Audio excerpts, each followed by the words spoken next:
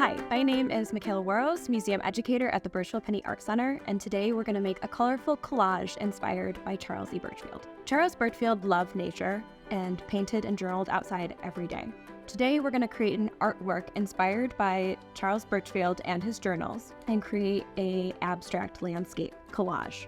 Today's project is called, in his own words, Windows, a matte frame, 2 clear sheets of acetate, one for the back, one to cover, tons of colorful tissue paper, colorful acetate, glue, scissors, and blue tape to tape your artwork to your matte frame. On words are the words and phrases we've taken from Burchfield's journals, and you'll be creating an artwork inspired by one that you really like. So for today, I think I've chosen my phrase, and I chose River of Dreams. So you could choose questions and answers, quiet lanes, rain and summer, Rainbow Valley, the watching angel, the way of dreams, wonderful world. So these are all just a few of thousands that you could choose from. You just cut out our phrase, and you can use scissors, and you can also just tear things too. Once you have your phrase chosen, that can be left on the side. We'll be using that a little later. You can either incorporate it into your work, or you can have it on the frame and add it last.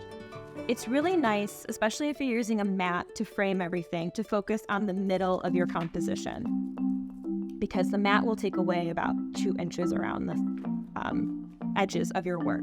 So I'm just going to grab a couple sheets of, I'm feeling blues with this phrase, River of Dreams, and then you just start cutting.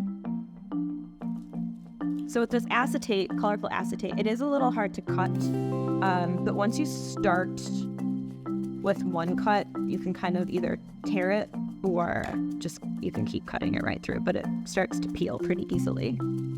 To adhere this to your acetate, you're just going to use a little glue stick. And it's easier to just apply it either right to the acetate itself or to the clear backer. Once you get it onto the clear backer, though, you will see it through, and it'll kind of smudged. So you want to make sure it's right where you want to place your colors. So we're just going to start by putting down some color, and then once you feel you have enough, you can move on to your next section. You can add as little or as much as you want. And again, I'm not really even using the scissors, I'm just doing this tearing. It's not even a technique, it's just tearing the tissue paper. And then if you want to add some new colors of blue, you might want to add maybe some orange. Orange is a nice complementary color to blue. So once I get to a certain point, I like to just check the light, especially if you're using this clear acetate, to make sure that if you're adding too much into one area, it's going to start to get dark and you lose that transparency. But there's this big open space right here, so maybe I'll start to add something in this top corner. Now I've gotten to this point, that's when we bring in our second sheet of acetate. This kind of covers what you've worked on. That way when we frame it, nothing gets torn or moved if it wasn't glued down all the way. So now I have our colorful mat, and we just kind of line up where it's going to look. So I'm going to flip this over. I just have blue tape to tape the back.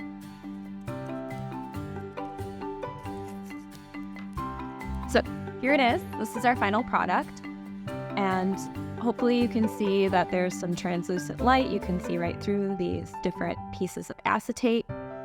I included my quote within the piece, but you can always add it to outside the frame. You can even decorate your frame too, which is always fun.